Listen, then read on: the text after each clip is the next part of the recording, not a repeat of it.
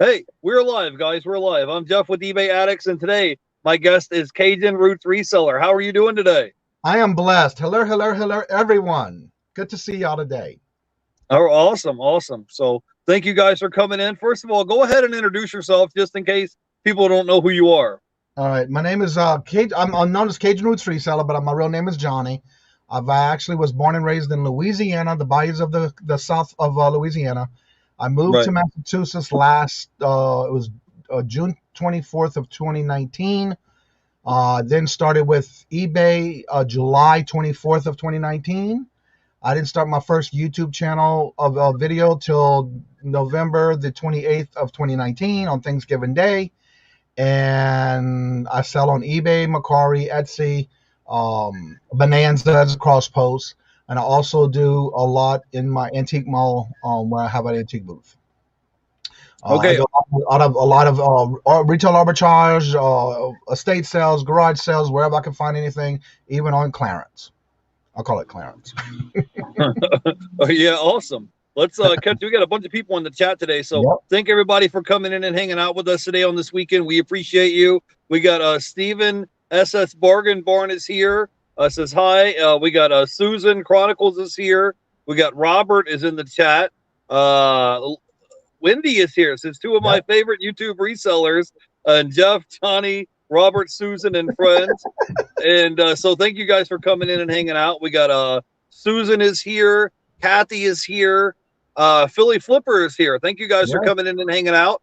And Kathy says, hi, Johnny. We got Somers 422 here, and Kathy's corner says, hey, Robert. So I was going to say, guys, I have something that I do on my channel here when I have different guests on. I drop a StreamYard link in the chat. So if you guys want to join us, if you have a question to ask our guest, or if you want to come in and hang out with us, I have a StreamYard link in the chat. So I just want to let you guys know in case you guys wanted to jump on and ask our guest some questions. So this is our first time we've had you here on the channel before. Kind of give us a little bit of your backstory, because you said you got started in reselling in 2019. Like, what were you doing up until that point? Were you kind of selling part-time? Like, what was your, tell us the whole backstory. Like, what were you doing beforehand? I had a business. Actually, I had two businesses in Louisiana. One was a cleaning company, and one is a quilting company where I make quilts. I do different types of arts and craft. And Robert in the chat, Robert, that's my husband. Well, he had gotten a job transfer here to Massachusetts because the company he worked for closed down in Louisiana. And so we got transferred up here. We came up and looked for a house, moved here June 24th. And in the time of processing and packing, I kept saying, well, I don't know what I'm going to do. I've always been working all this time. I've been working for myself since 2005. What am I going to do? And so he had me start watching videos, like all these different videos he was watching with resellers. And again, of course, when I first started, it was Lonnie and and all that little crew. And so I started watching them, and then I told him, I said, you know what, I can do this. And so as I was packing the house to move, I was also purging the house to pack for boxes that I had labeled eBay office, because I knew that's what I was going to do when I moved here. And so within the first month, I got everything in place, and I just started rolling with it. Okay. And so you're watching YouTube videos and you're like, hey, I think I can do this. I'm going to try this out. Yep. And that's what started. Robert actually told me, you might want to think about doing this. Watch some videos with me. So I did. And it was amazing on all the stuff that you can find on YouTube. My first YouTube video was how to change a part in a washing machine. I didn't know this community existed back then. Yeah, it's funny. I got started the same way. I was watching YouTube videos a couple years back from GillDaddy, and he had vacuum cleaner parts, and he had parts to a blender, had all these parts. And if you ever seen his channel, he would like go to the Goodwill bins, and he would come out with $1,000, $1,500 worth of merchandise for like $100. And at the time, I was driving a forklift, and I was like, wait a minute. I was like, how many hours do I have to drive a forklift to make $1,000 net that I bring home with my check, after they take out union dues and taxes and all this? And once I saw that, the very next day, I went out and started going sourcing at Goodwill and been selling on eBay ever since. So we got a bunch of people in the chat. I wanted to say hi to Susan is here. We got Joey Bada Bing 22 is in the house. How are you doing, Joey? So thanks for coming on and hanging out. We got Philly Flipper is here. Somers is here. Two Hip Chicks are here. I'm Mary. We got Wendy is here. We got Brittany, all bossed up, is here. Robert is here in the chat, and let's see, Kathy is here. Brittany, Robert. I hope I didn't miss anybody. If you have questions for our guests, drop it in the chat. Wendy says, Jeff, how is Manny? I haven't seen him lately. My brother, he's doing well. I was just talking to him on the phone today. He just ordered, I don't know, like 600 DVDs he just ordered on his store. And so me and him are kind of racing. I'm right around 5,900. He's got like 6,000 items on eBay. And we're both trying to get the 10,000 items first. It's kind of like one of those bragging rights things. And of course, me being the oldest, I can't let him win. I'm not going to let that happen. So I let him, I give him a head start, but he can't beat me. I'm not going to let him beat me. So we got Pam is here. We got Fat Man the Flipper is here. He says, what's up, Jeff and Johnny? Everybody in the chat. Hey, man, Fat Man the Flipper, man. I was following you on Instagram, man. So I saw that you've been doing your weight loss challenge thing, man, and I support what you're doing, man. And I think if you just keep doing what you're doing, you're going to get there. So you can see he's losing the weight and what he's doing. Yeah. So we got to just remember, you got a lot of people in the community that's supporting you. Yeah. So Johnny, man, I wanted to talk a little bit about your reselling adventures. So you said you have you sell on eBay and you sell on Bonanza and other platforms, and you also have an antique booth as well. Mm-hmm. So kind of talk to us a little bit about what are some of your like sourcing strategies? What all platforms is it that you sell on? And can you give us any tips or tricks to help people make more money as a reseller? Because you're a full-time reseller, correct? Yes. Yeah. Well, for me, when I'm sourcing, I'm not afraid to pick up big items because I do have an antique booth. The thing about that is I'm to even ship. But if it's something that I know can be better off in the antique booth, I will put it there. I do everything. When I do source, I basically, when I'm sourcing, I look to see, also do my comps to see how much they're selling for, what platform would I get the best money on, and there's certain things that I only put, like, for example, on my Mercari and Etsy. Etsy is all my kill quilts and older items, handmade. On Mercari, it's a lot of older jewelry and like old brand new purses or wallets of high brand names. And then on Bonanza, I only import from eBay. Basically, Bonanza is like an import from other platforms that you can put into one place. And it's just that you get more eyes on your product. So that's what I use Bonanza for. And as well as eBay has been my main platform all this time. But when I'm sourcing, I will always look at something that I can get a bundle deal and then get the best I can for my money. If I can at least double or triple my money from what I paid for it, I'm getting it. I'm picking it up. I'm not afraid to pick up certain things. Like today, we went to Walmart. I picked up some items on their clearance. I was sourcing some of the items, and it was amazing. You can turn $5 into $25, $30, And so for when I tell everybody, when you're sourcing and you're first starting out, don't overdo it with what you're going to get, but do the best you can with the money you do have on hand. But don't be afraid to buy, because again, if you can source it, look at the comps. I don't look at comps at what's listed. I look at comps at what's sold. Because again, everybody has to remember, even though they have this list of what they listed or what they're asking for, that doesn't mean that's what they're going to get for it. So therefore, you have to look at what's sold to let you know what is it actually going for. How much is it really worth? So that's why I look at it when I'm sourcing. I'm looking at what's sold. Yeah. I was just at Walmart the other day, and I got some video games that I picked up on a clearance at Walmart. So, and I wasn't even there specifically for sourcing. I would just happen to be there. I just had to grab a pair of shoes, and I was like, oh, let me walk over here to the clearance and check it out while I'm here. So, I wanted to say hey to Drew Profit Monsters, man. He says you have to look at sold comps. It's funny. I just saw Drew. He was on Renzi's Instagram. I was there hanging out with Renzi on their Instagram page. So if you don't follow Drew, you should go by and check him out. And Joey Bada Bing. I started following Drew and him, and Joey Bada Bing took the trip to see Josh at Harry Tornado. Yeah, for sure. You saw that one? Yeah. All right. So, I met Joey Bada Bing when he was actually the first time I guest on Harry Tornado's live morning show. Oh, really? Yeah, when he just started out. All right, awesome. Yeah. So you what all items exactly is it that you sell, Johnny? You were talking a little bit before the show. Usually it's all hard goods. I always try to make sure that what I pick up that goes on any of my platforms is brand new, sealed. Now, there are some items that are in great condition, then I'll pick them up depending on the price of what they're going for. But I always pick up, like, for example, I bought a big lot from someone off of Facebook Marketplace. It was a lot of wrestling figures, brand new, Yeah. sealed in the pack. Did 2 different buys from this gentleman where a lot of it was all in the way he had it set up in his house was it was in like a museum. He had it all up on the walls with pins in the wall just to keep it in prestige condition. He had them in totes and under the bed and you name it. So I wasn't scared at the time when I was a little nervous because it was my first time buying off of Facebook Marketplace in that large of an amount. But I have to say that was one of my best decisions I made because now I'm selling a lot of the wrestling figures, action figures, Disney figures, you name it. It's amazing. Even Funko Pops. I didn't think I was ever getting into Funko Pops, but I did, and I do really well with those as well. But I don't pick up a lot of them. I pick up those that I think that I might make money on. Again, anything can make money, but I'm not going to pick up anything that I can't double or triple my money.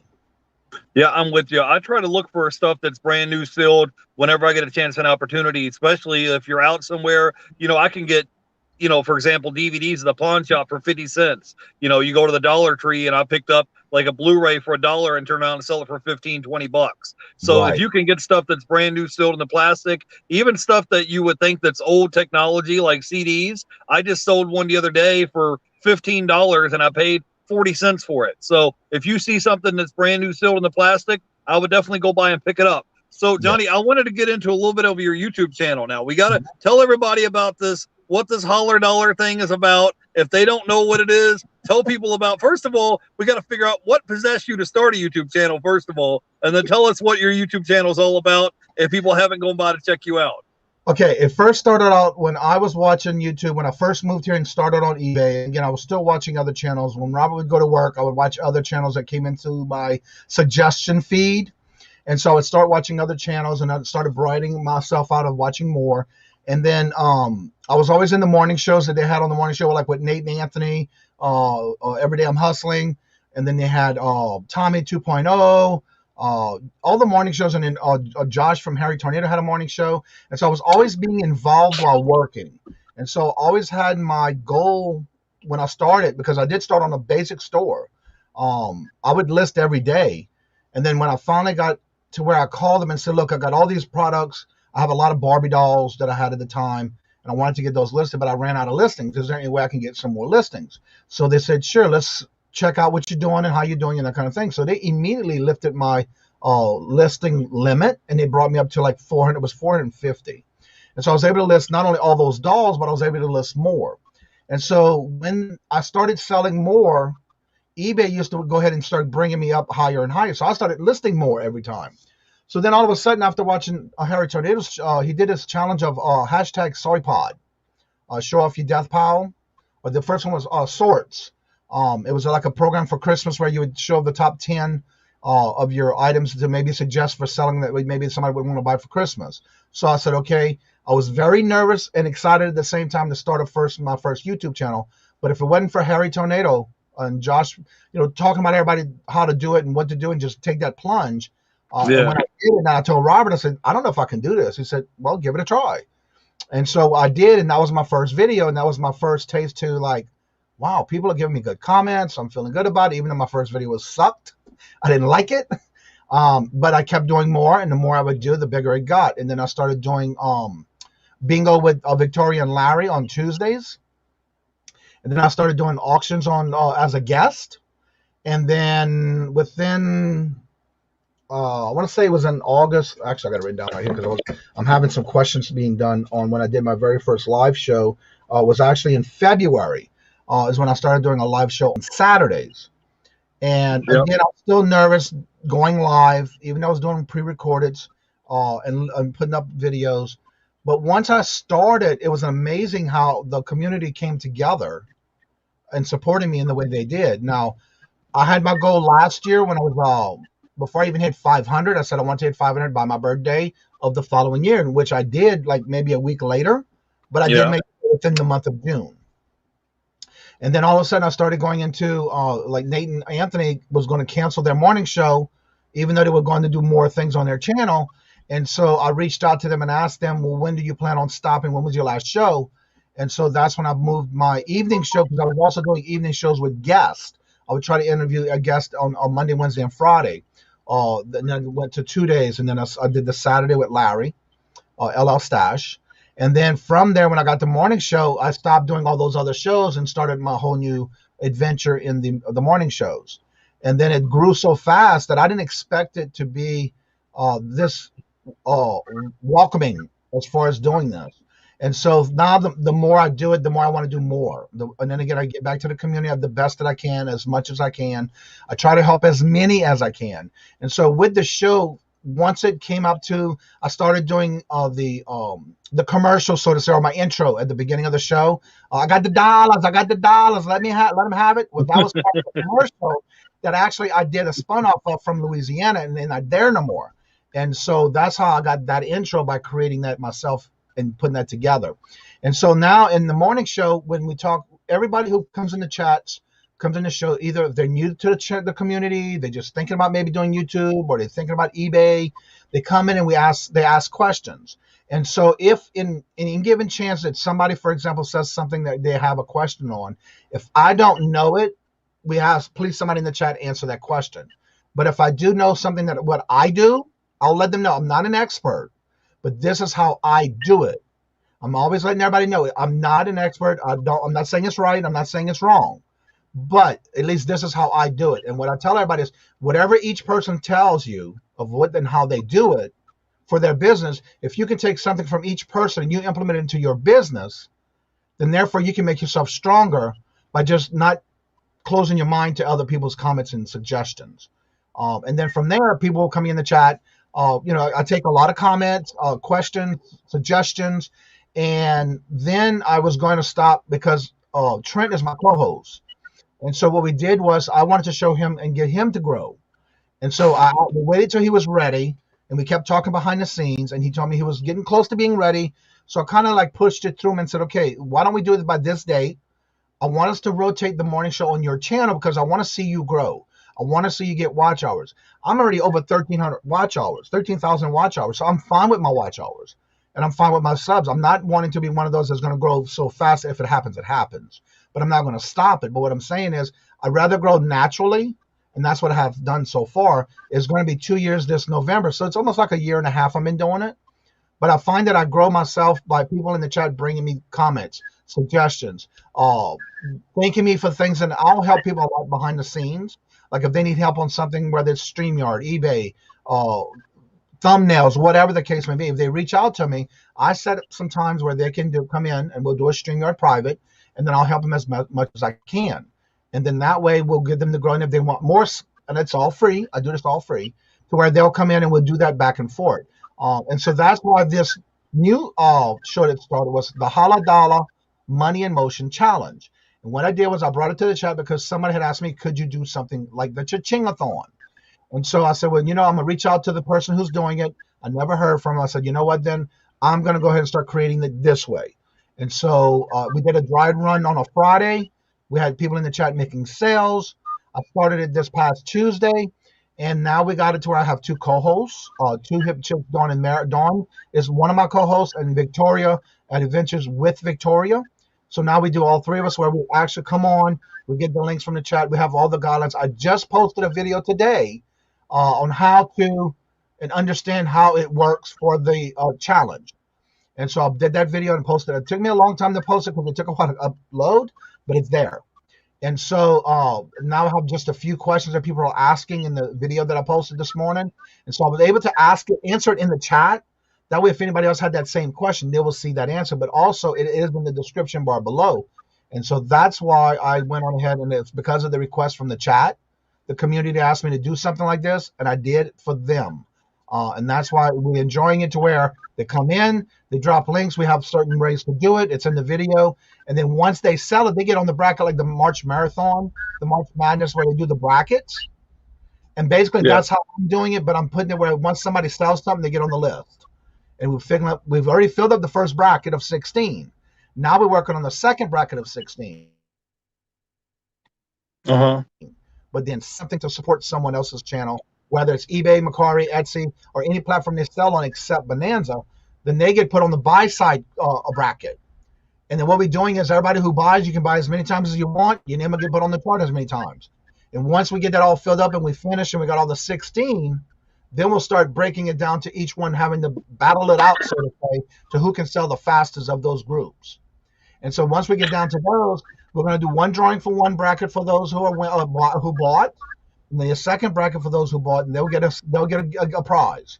But the main thing is everybody who's competing.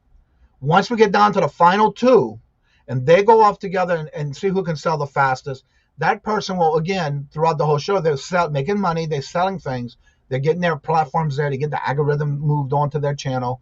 And as that's going on, at the end, whoever is the final winner, I will also have a box of every flavor of moon pies that I can get a hold to at that time as an extra bonus for them as well. All right. I wanted to catch a few people in the chat. We got Wendy says Robert told him he needs that in his resume. Susanna's Chronicles says absolutely Johnny is an amazing teacher and motivator. Aww. And we have Callie Reseller Lewis in the chat. He says, hey, Jeff and Johnny, thank you for coming by. We had a listing live yesterday, and Callie Reseller Lewis was nice enough to jump on there and hang out with me yesterday. We had a question in the chat from Philly Flipper. He says, what is your favorite moon pie flavor, Johnny? I guess this is an important question. I have two. The mint chocolate, if I cannot get the salted caramel. All right. Yeah. And I wanted to say hey to Miratic7 says hello eBay addicts and guests. Hey, how are you guys? How are you doing? So yeah, I'm a recent subscriber of your channel, Kajain, and I think I ran into you I think it was last week or the other day. I messaged you and I was like, hey, how's it going? And you were like, hey, I'm blessed. And I'm like, all right, you want to come on and hang out with me on my YouTube channel? I need a guest. And you were so gracious enough to come on and hang out with us. So I got some questions for you, Johnny. What are some of your goals you have this year for yourself for 2021 as far as your YouTube channel and as far as reselling for your eBay store? Do you have any goals or projects or things that you're working on? Well, my main goal is I'm trying to get all my inventory done before the summer. And I have a lot of inventory because I did for a while I was buying on online auction because of the way we couldn't go out and source. Mm-hmm. But I do have enough inventory where I will be able to keep my antique booth filled, all my platforms down, filled and stocked. I already have 2,658 listings on eBay. I have 36 on Mercari, and I have 12 on Etsy. And then, of course, everything I have on eBay is on Bonanza as well. And then what I'm doing is I'm trying to keep everything filled because that way I go to my antique booth once a week. And then when I do that, I bring more stuff in there because I put everything on an inventory spreadsheet.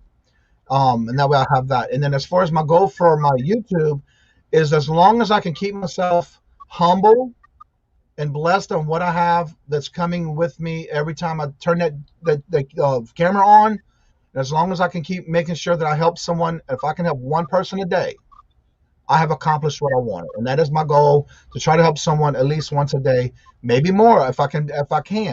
And what I have found is that a lot of people are sending me nice and kind messages, thanking me for the comments and answering their questions.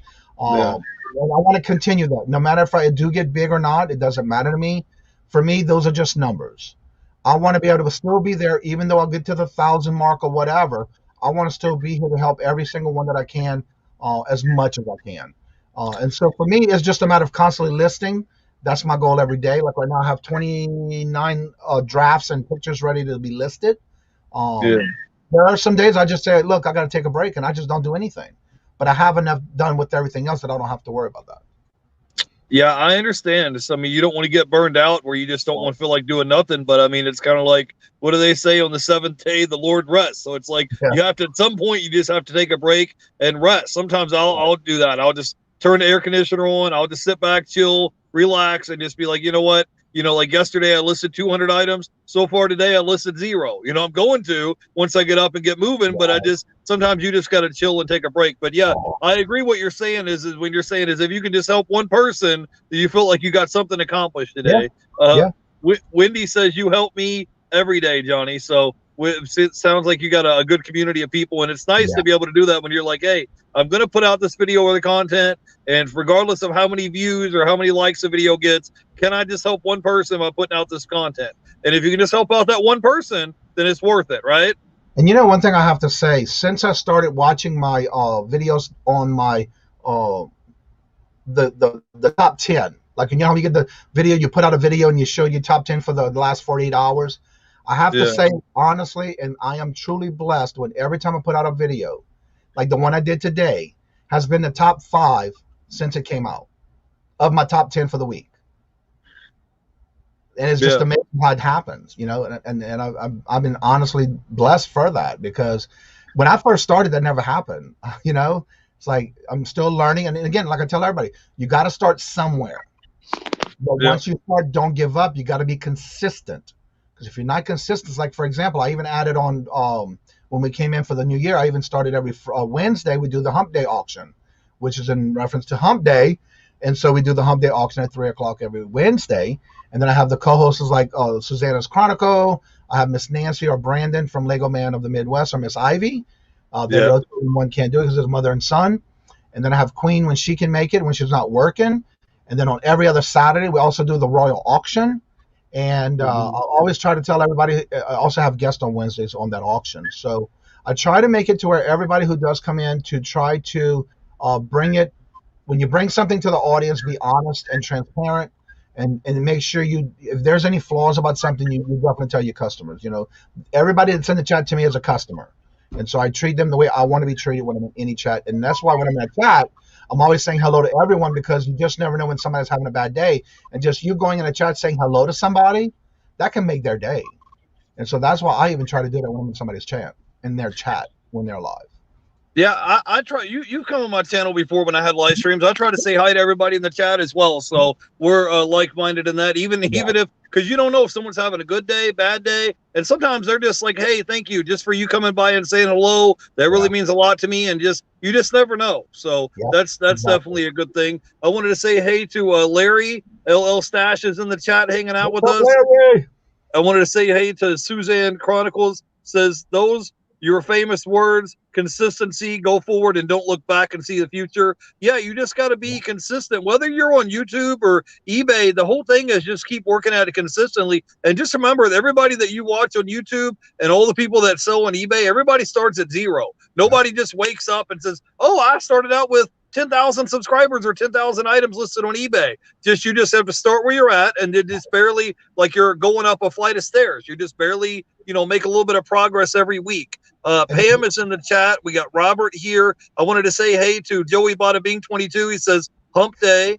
And yeah. So talk to us a little bit about your antique booth, because I don't currently have an antique booth. We have some resellers that do, and I don't know, I don't know if is it profitable to have an antique booth, and can you just have anything in there, or does it have to be certain items? I'm going to put you on full screen so you can talk to us a little bit about your antique booth and how that works.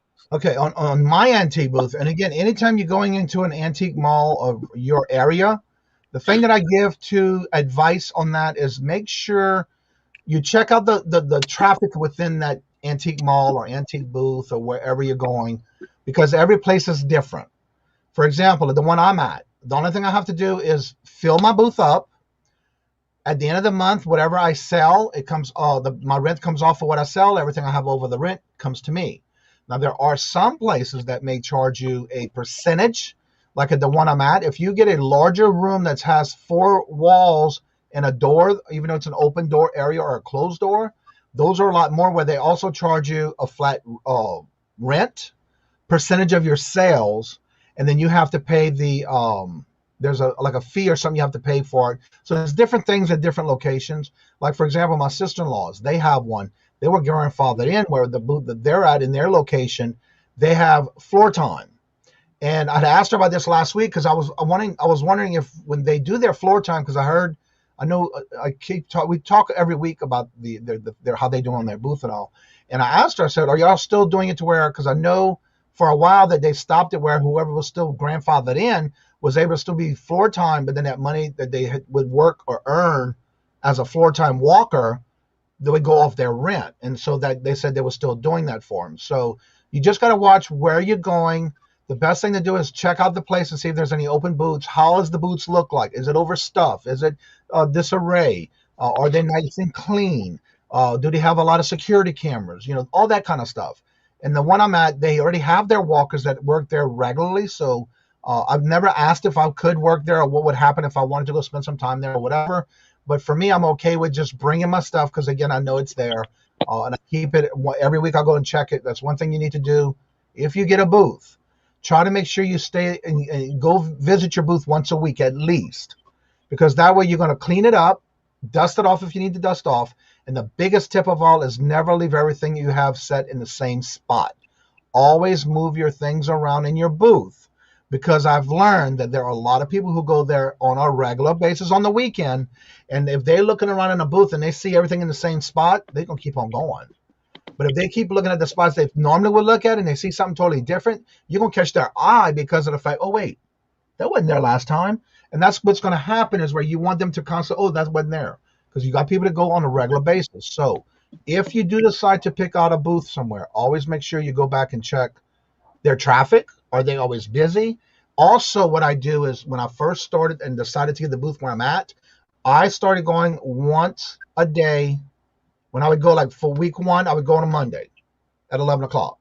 On Tuesday, I would go at maybe 12 o'clock. And then I would change it every time I would go each week to see how, and I'm looking for like the beginning of the month, the end of the month. Are they busy? Are they packed? What would be the best time for me to even bring my stuff? Because some places you can't go in until they open. In my booth mall where I'm at, the antique mall, is from 11 to 5, 7 days a week. So if I want to bring something in there, I got to make sure I'm in there for the lowest amount of time that they have people in there, which for me is at 11 o'clock in the morning. So I try to be there no later than 11:30. So you can check with if you're interested in getting an antique booth.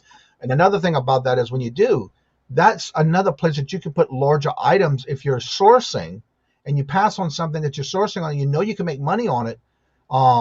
Pick it up, because then you can put it in an antique booth and make more money than you would trying to do it on any platform. And then you won't have those extra fees of shipping, because once it's picked up and they buy it, it's going out the door. You ain't got to mail it. And that's what I like about doing my antique booth. I have to say, every month, except for when this pandemic started, I basically made my rent and more. And believe it or not, last month, I was surprised that I even made over almost $500. It was like $489 over my rent. Wow. Because I was only been doing it for a year. This made a year in February. So you just never know what month is going to do what, but that's why it's always important to not only update your booth, move around some stuff, and if it's stale, bring it out, put some new fresh, and then move it around for different times of the year. That's my recommendation if someone's planning on going into getting an antique booth.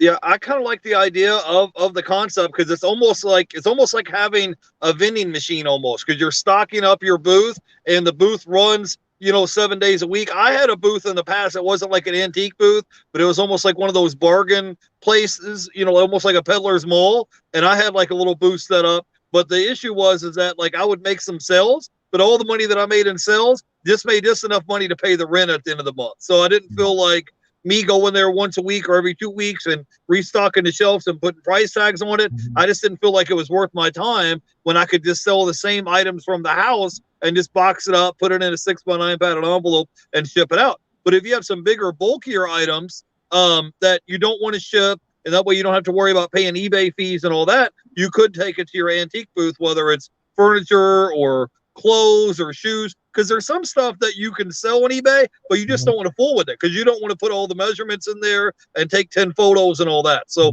that's why I was bringing it up. I want to catch a few people in the chat real quick. I'll be right back with you, Johnny. I wanted to catch a few people in the chat. Says Little Debbie says, I'm sorry if you already converted this question, but you have enough foot traffic in your booth. I wanted to say hey to Graybeard's Treasures is here, Robert, and Little Debbie, and I want to say hey to Eye for Profit. And then Pam says an antique booth sounds like fun, and I wanted to say hey to Lester Jones is in the chat. So go ahead. Do you want to answer the question? Yes. And first of all, I want to say don't be sorry you're late. I'm just happy to see you here, and I'm glad you made it. For that question in reference to foot traffic, that's another thing when you're thinking about getting any antique mall. You want, well, hey, how you doing, Paul? What's up? You want to make sure and that's why when I would go, like Robert and I would go and just as a regular customer, and I would want to see what the foot traffic is. You want to go at different times of the day, and if you go on multiple times during the month, go at different times of the day each time you go, because that'll give you the idea of how much foot traffic is in the morning, the evening, or late at night, or on the weekends. For me, I think in my booth, we do have enough traffic, because every time I'm in there, no matter what time it is so busy and packed that you got to wait and move around to try to get things done when you're in your booth, which I have no problem with. I'll step out of my booth quickly when I see somebody coming to my booth. But again, just check the places you're at and see which one does best. Especially when you're thinking about getting a booth, you definitely want to go and do the foot traffic, see what they got going on in that building or in that store or whatever they're at, and then you get an idea for yourself before you make that and spend that time. And for me, I am making enough to where I know so far within the first year, it has been a profit for me as far as foot traffic. So I'm glad I did. And I when we first moved here, there was a place Rob and I would go there on a regular basis. Every time I go there, I'd have to put my name on the waiting list. I'll give us your name. We'll put it on the waiting list. And I kept doing it every time. They never called me, and there was many booths open. I told Robert, I'm not even going to worry about them. I'm going somewhere else. And that's what I did. Yeah, for sure. So how you doing, Philly Flipper, man? Thanks for coming on, joining us. Go ahead and introduce yourself, bro. Well, I'm Paul, Philly Flipper. Big Eagles fan, as Joey by the Big Nose. Got a couple questions for Johnny. First is, Johnny, what's your favorite YouTuber named Paul? Anyone named Paul. Okay. I'm glad we got that sorted out. In that one. it's a joke because on Johnny's morning show, there's like 8 people named Paul. They're always there, so it's very confusing. I actually have a live show after this also at 5 p.m. if anybody is interested, so you guys can come to my channel afterwards. I'm opening all the stuff behind me, so it should be fun. But Johnny, for someone like me who's almost there in the subs, but I'm really far away with the watch hours, what would you advise for people like me who need more watch hours? Like, what kind of content should I provide? Should I do more live shows? Should I do bigger videos, smaller videos?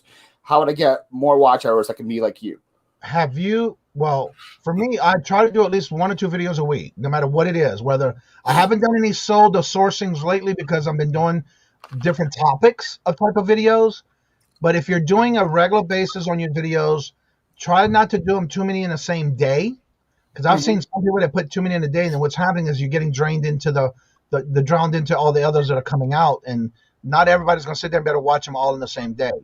And for me, 1 or 2 a week, and if I do it, I'm being consistent on the same day of the week when I'm doing it. On my lives, I try to accommodate those that are coming in the chat. And when I'm doing a live, I've seen a lot of people and I'm not pointing anybody out because I have seen it sometimes where they just shut their show off immediately. There is no warning or nothing, and that's pretty bad when you're doing that. And for me, what I do when I'm doing my lives, I'm watching the count of how many are in the chat. When I see that number start dwindling down, and I don't see it going back up, that's when I'll start doing my exiting thing. Like, I want to thank everybody for coming. Don't forget to drop your links. That's another thing I like to do in my chat. Everybody can drop their links to their platforms they're on, their YouTube channels, whatever the case may be. If there's a special event coming on, I try to make sure I'm involved with the chat as much as I can. Or sometimes, like when I get 42 people in the first 10 minutes of my live, it's not easy to keep up with everybody, especially if you're not highlighting that comment. And then you go off to say something else and you come back and you're off of it. That's when you lose your track of where you were.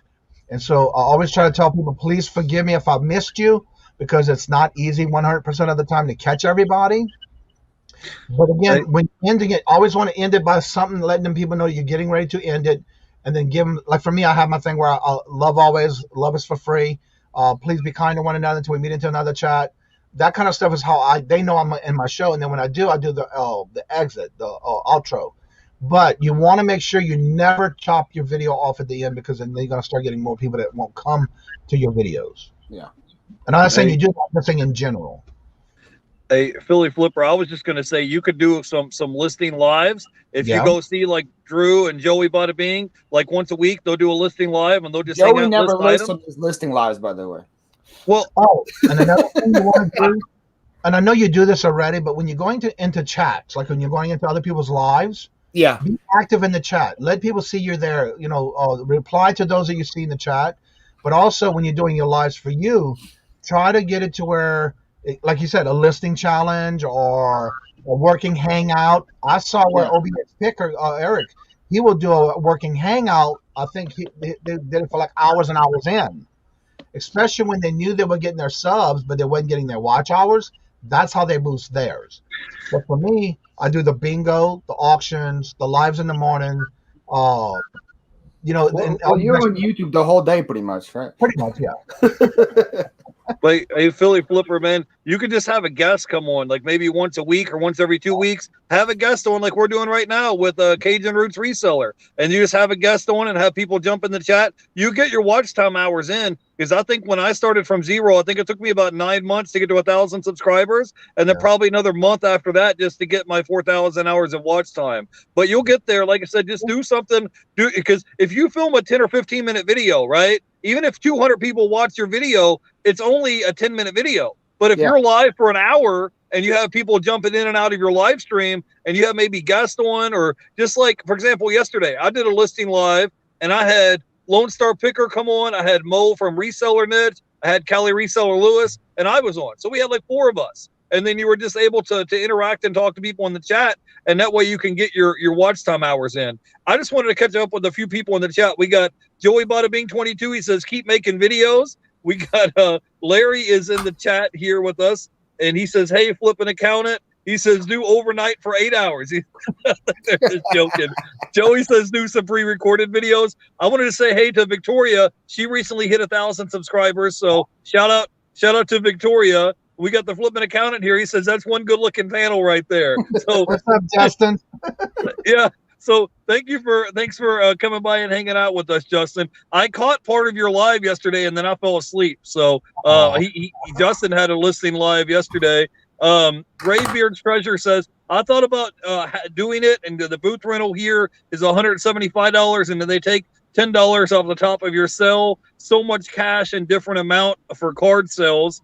And Victoria says, you need to get watch hours, do lives, schedule a time of the day, and go on so people know what time of the day you're on each week. Live gets your hours faster than uploading videos. That's what I was just that's what I'm starting to do now too. Like I'm trying to do like a 5 p.m. slot on Saturday as my like live thing.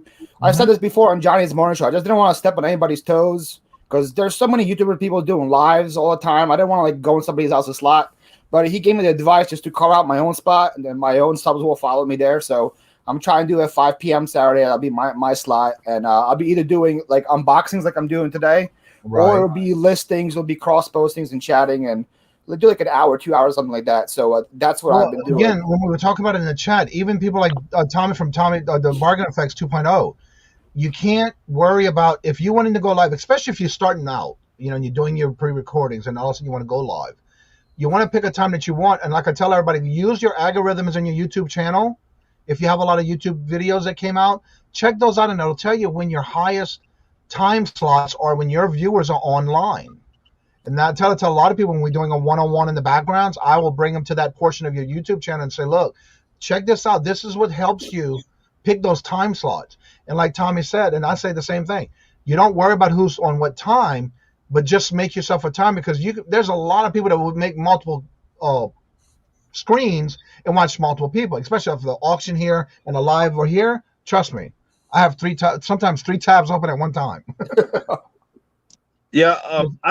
I was going to say, I was watching Kevin Commonwealth Picker the other day, and he was talking about when he has his booth, he says sometimes he'll go there and walk around and he'll actually find items that he can buy and flip on eBay. I think he said he made like an extra $1,000 because he would go to his booth once a week or once every 2 weeks. And while he was there, he would walk the aisles and he would find stuff that he picked up an item for $15 and sell it for $50 on eBay. So I didn't even think about that. I just thought like, hey, you'd have your booth and that was it. But he said while he was there, he would walk out and check out other people's booths and find stuff for sale and list it online.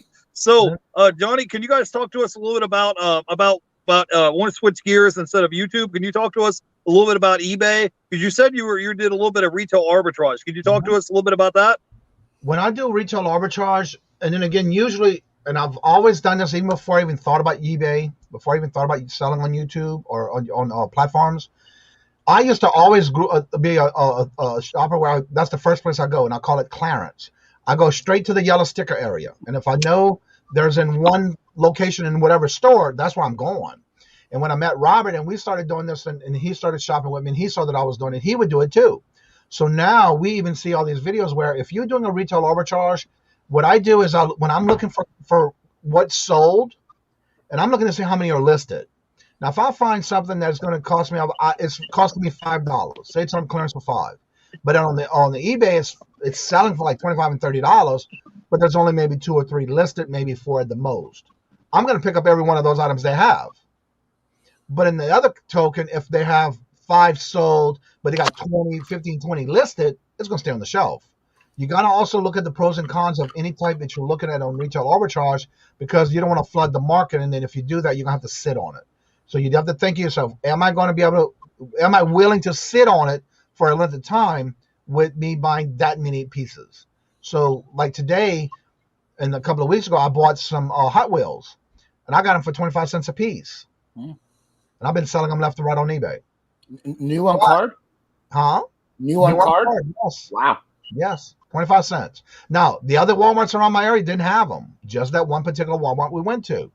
And then like Robert would pick up these video games for 3 cents or whatever, how many he was getting, whatever.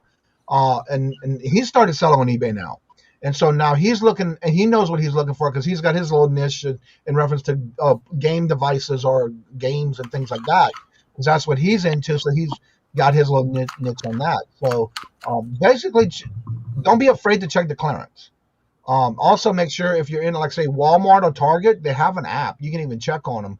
And then a lot of times when you're doing that, like, for example, Justin, he does multiple videos on retail arbitrage, and it's amazing on what he's finding.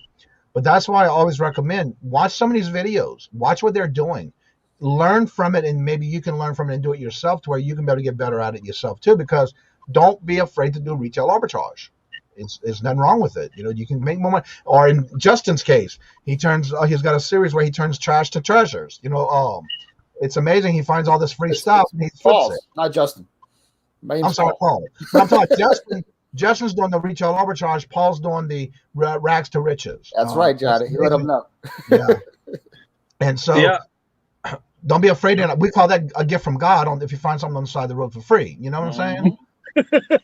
You call it a gift from God? Yep. Oh, yeah. GFG every time. GFG will get you some money. Oh, yeah. Yeah, you know what they say. One man's trash is another man's treasure, right? That's right. Right. But yeah, same thing.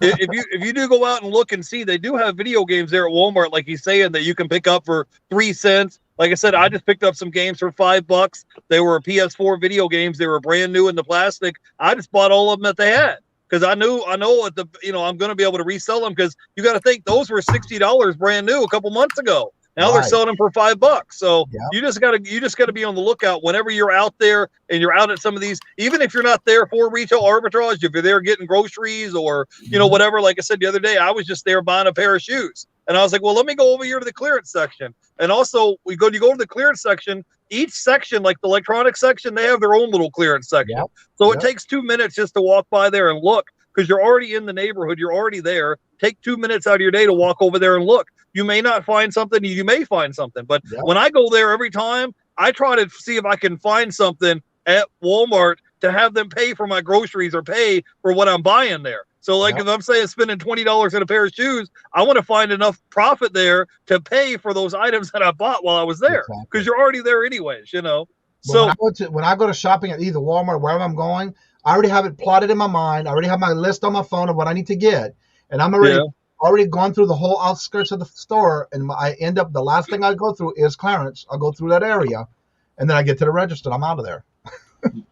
Also, people who want to start RA maybe are afraid of going to Walmart, Ross, Burlington, Marshalls. Yep. The clothes there is already brand name and is already way discounted off the original price. And then Ross, Marshalls, and Burlington have their own clearance, which is already a bigger sale on top of a big discount. And if you're like okay with flipping clothes and it takes a while, you can get really good shoes, really good clothes for $2, $1 on a clearance at Ross. And all you have to do is just take the Ross tag off it and keep the Nike tag on. And then nobody knows where you got it from. And then you can say it's a brand new hoodie with a Nike tag. You can sell it for $50 and you got it at Ross for $2.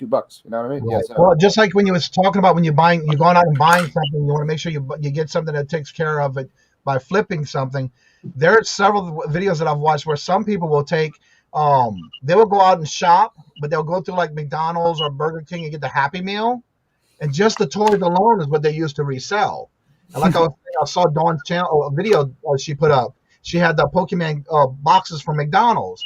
Then I put in the chat. Now you can turn that sell those and get you some more Happy Meals, because that's another way you can look at it. Yeah. Yeah, I've seen people, I think it was at Ross or Marshalls and stuff. Sometimes they'll have clearance that you can get items for 50 cents a dollar. And it's brand new with tax. So if you just happen to be there, if you're looking around, you might as well go by and check it out and see, because you never know what you'll find while you're there. So and another thing is, don't be afraid to talk to the cashiers or people that are working there and get friendly with them if you go there on a regular basis, because they can tell you how, like, for example, I know the local Marshalls by our house here. When I first moved here, I talked to the lady. She says, well, what we do is once it's on a rack, like even though they have it in their little clearance section, then they turn it on to a rack. Once it's on that rack for 5 days, they're slashing those prices because they want to get rid of it. Yeah. So get friendly with your people that you go to shop and don't be afraid to talk to them and tell them what you're doing, because then you can get into the insights of when they do that, how often they do that, then you can get yourself in there and get you some good pieces of items to sell. And the more you buy, the less work it is for them. They don't have to put it in the back and have to ship it out again. So the more you buy, you're helping them out. Yeah. Yeah, but that is true. I was watching Zombie Bargain Hunter the other day, and he said they had a GameStop that was going out of business. Well, somebody called him, the manager called him and said, hey, we're going out of business. You want to come buy this stuff? And he went in there and got, 80-90% off of stuff because the store was going out of business, and bought out a whole bunch of merchandise. So if you talk to the manager or you talk to the employees that work there, they can give you a heads up or let you know, or you can give them your business card. They'll call you and say, hey, we're going out of business. You want to come pick this stuff up? And if you got cash to buy it, they'll sell it to you, because they've got to make room. They've got to get rid of some of this merchandise. A lot of these brick and mortar stores are going out of business, and there's deals out there to be had if you're just at the right place at the right time, or if you know somebody or somebody calls you up and lets you know that. So, Cajun Roots Reseller, you're a full-time reseller. Is that correct? Like this, that's all you do full time. You don't have another full time job. Now, before we let you go, because we've had you on the live stream for about an hour, I need you to give us some tips and tricks. Give us your top 3 tips that would help somebody. I'm gonna head out before that because I got to prepare for live. I got to go live in 4 minutes. All right, so do your thing, man. Do your thing. Thanks for me later. I'll see you guys later. All right. Thanks for coming on later. My top 3 things is, first of all, when you're looking and sourcing, when you're out trying to find things, don't be afraid to think outside the box. Remembering, if you're sourcing and don't be afraid to, if you're looking for a particular item and you see something, but you don't find it on eBay, look at other sources.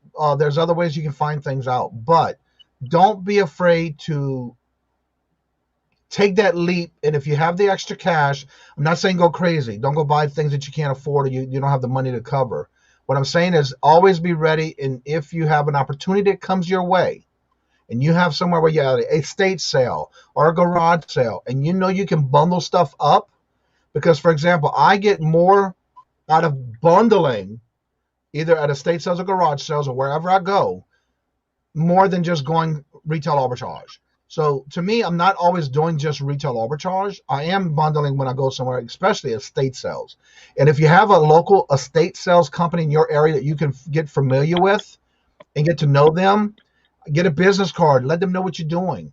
I guarantee the guy who I met up here, I'm able to sign up for it, and I can find out when they're having their estate sales. Because once you bundle something up, like, for example, we went to this one, it was a estate sale garage sale.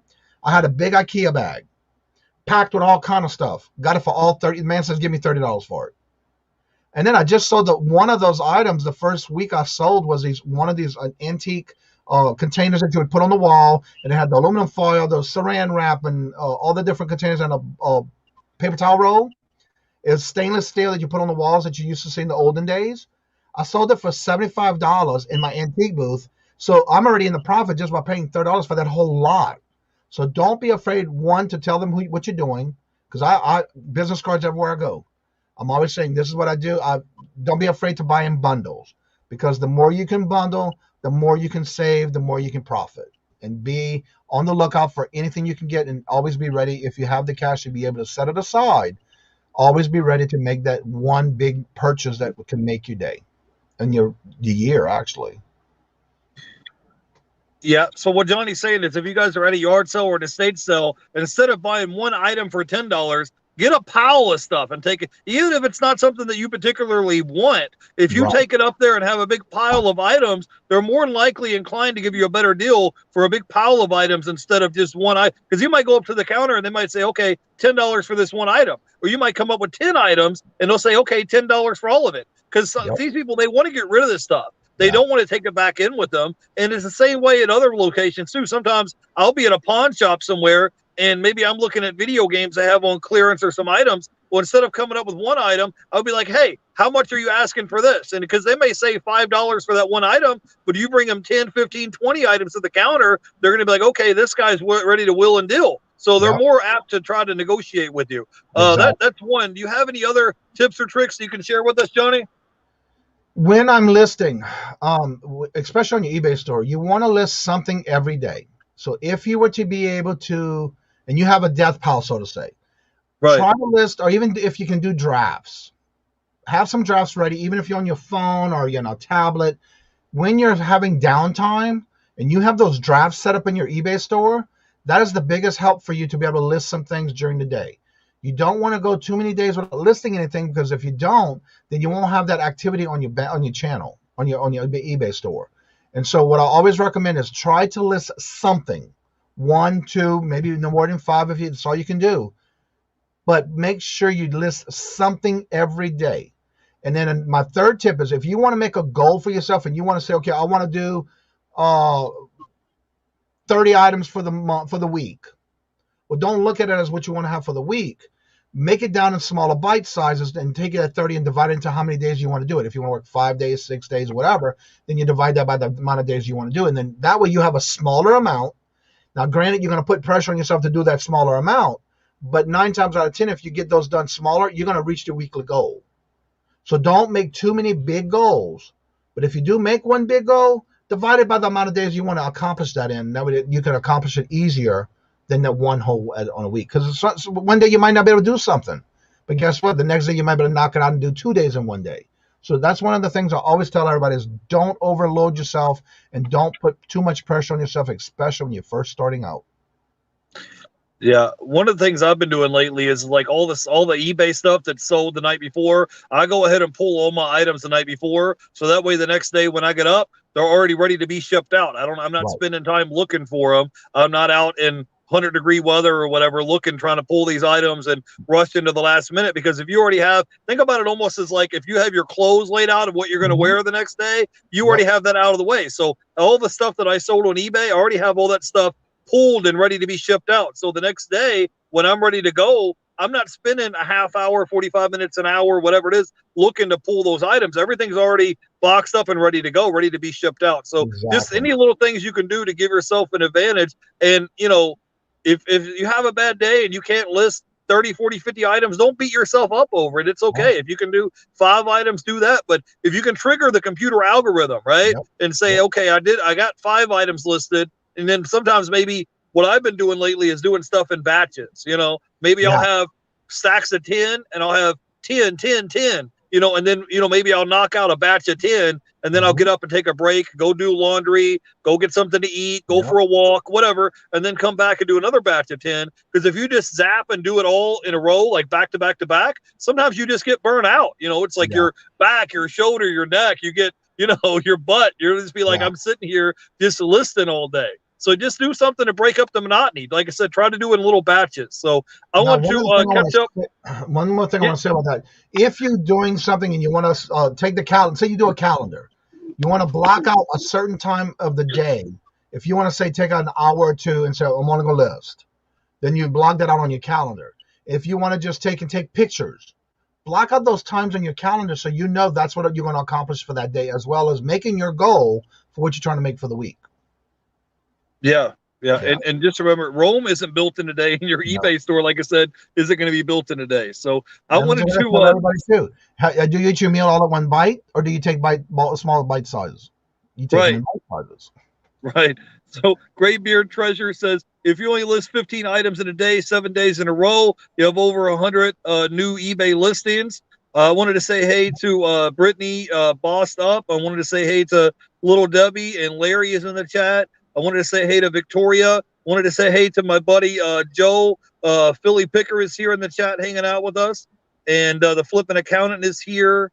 And Robert is here. So anyways, guys, we're running up on an hour. I don't want to keep you too much longer. We'll have to have you back on again sometime, Johnny. Yeah. I appreciate you coming on and hanging out with me. Yeah. Give me your final thoughts, man. First of all, tell everybody where they can find you out on YouTube and Instagram so they can come follow you. Actually, I put the link in the private chat because I don't have a way to put you in there. But if you go to Kajun Roots Reseller in the search bar and you put in Kajun and you space it, both my channels will come up. I have the Kajun Roots Cooking Show, and I also have the Kajun Roots Reseller.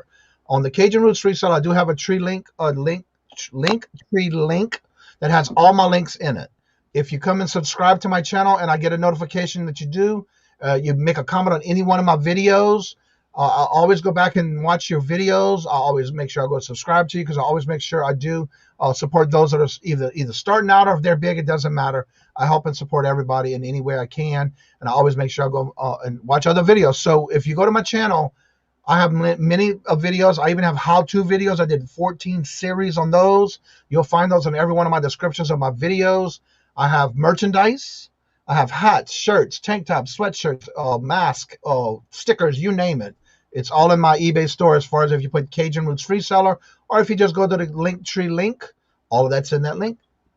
And yeah, I got Johnny's links in the description below. If you guys want to follow him on YouTube and Instagram, his links are down below. So you have a wonderful cook. You have a wonderful cooking show. I didn't even know you had a cooking show. Yeah. All right, so give me your final thoughts, Johnny, and we'll get you out of here, buddy.